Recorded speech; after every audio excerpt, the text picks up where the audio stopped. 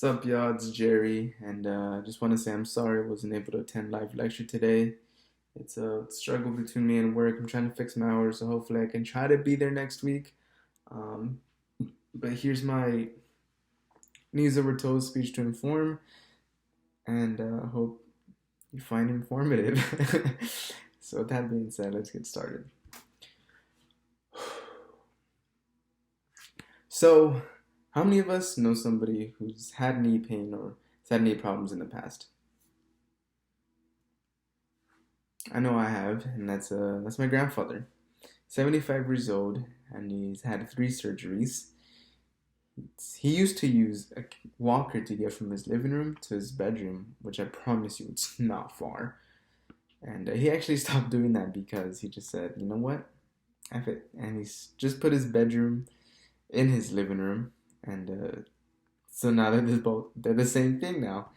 And I recently had an injury myself.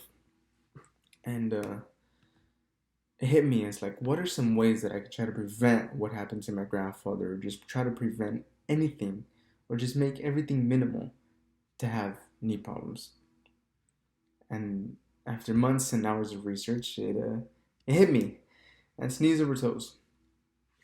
So you're probably thinking, what is knees over toes? And it's well, let me first explain the bones and everything that's down there on the knee.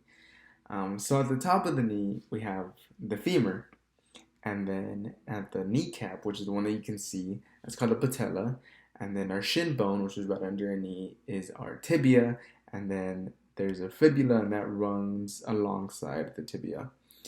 Then we have the muscle and the joints and the tendons and the ligaments and all that. So the ACL is a ligament that connects the tibia and the femur, and that prevents it from moving forward on one another. Then we have the PCL, and that prevents the femur and the tibia from going backwards on one another.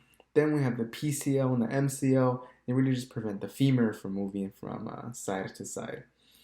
Then we have two cartilages on their knees, and they really just are shock absorbers that really just help with everything in general.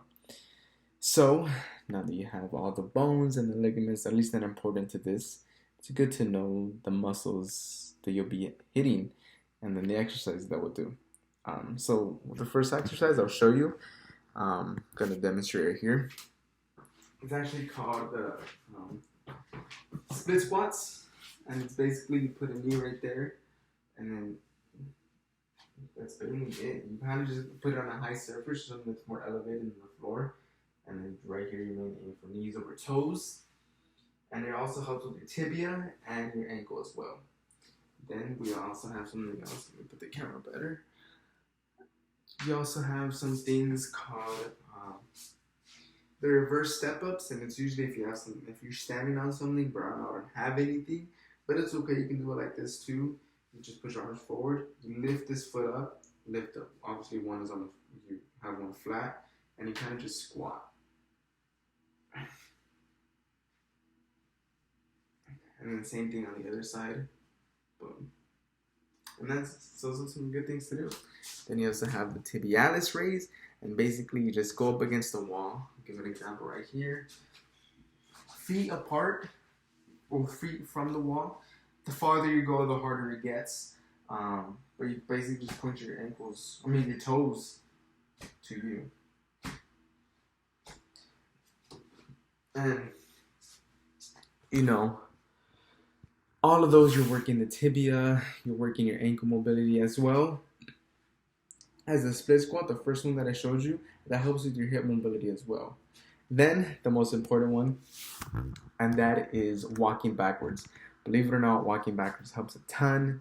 Actually, study shows on Parkinson patients that walking backwards is a good indicator of someone falling. So walk backwards, see how much you stabilize, and you'll really see. And so what can you do with this? What is it good to know? Well, it's good to know that building your tibia and your ankle mobility and your quads and all that really just helps with more shock absorbers. At the same time, these will prevent you from having to walk down the stairs backwards. My grandma has to walk like that.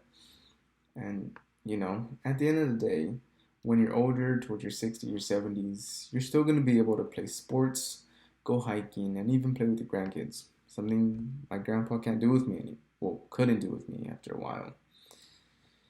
So, to sum things up, it's good to know that these exercises are okay to do with assistance. It's okay to have chairs on the side when you're doing the split squats.